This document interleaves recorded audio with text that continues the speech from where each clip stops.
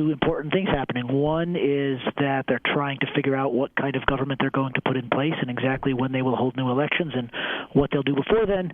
And the other is trying to stem what looks like it might be a move towards secession or autonomy by a couple of regions within Ukraine.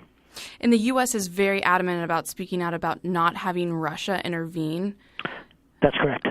What's the importance of that, of not intervening? Well, I think there's a lot of fear that Russia will do in this case what it has done in a couple of other important cases, which is to encourage local people and to support them financially and militarily to split countries as a way of weakening them.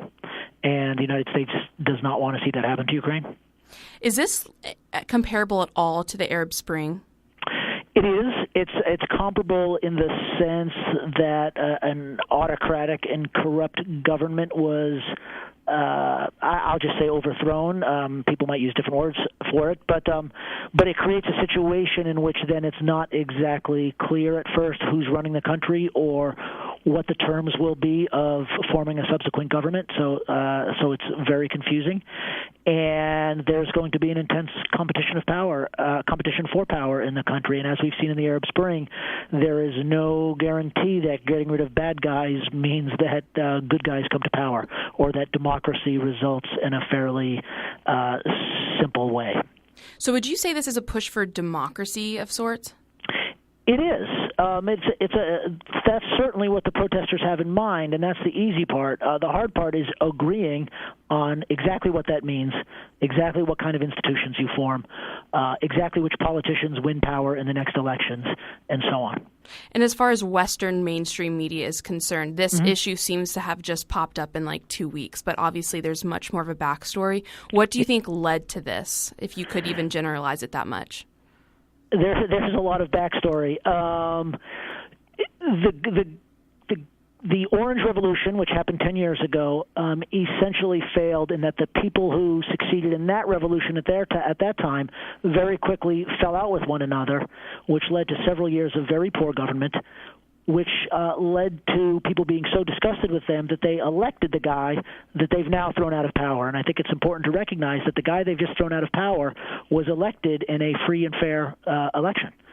So that's the backstory. This guy, as a lot of people predicted, once he did get in power democratically, proceeded to engage in massive corruption as well as a fair amount of autocracy. And so that was the backstory that led up to this situation in the fall when he said he was going to sign an agreement with the European Union. At the last minute, he decided not to.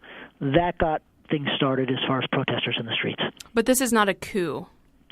That depends on your opinion. I mean, I wouldn't call it a coup.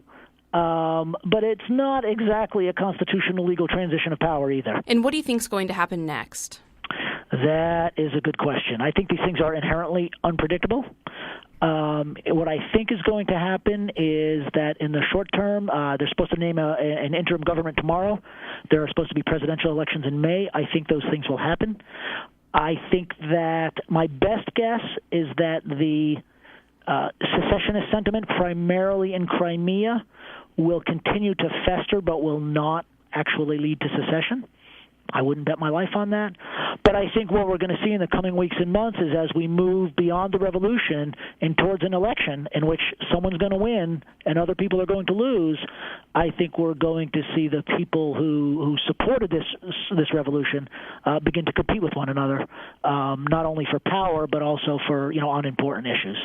And so there's a tough road ahead. The other thing I should point out is that the economy, the country's on the verge of defaulting on all of its loans, and so there are real economic issues that have to be addressed.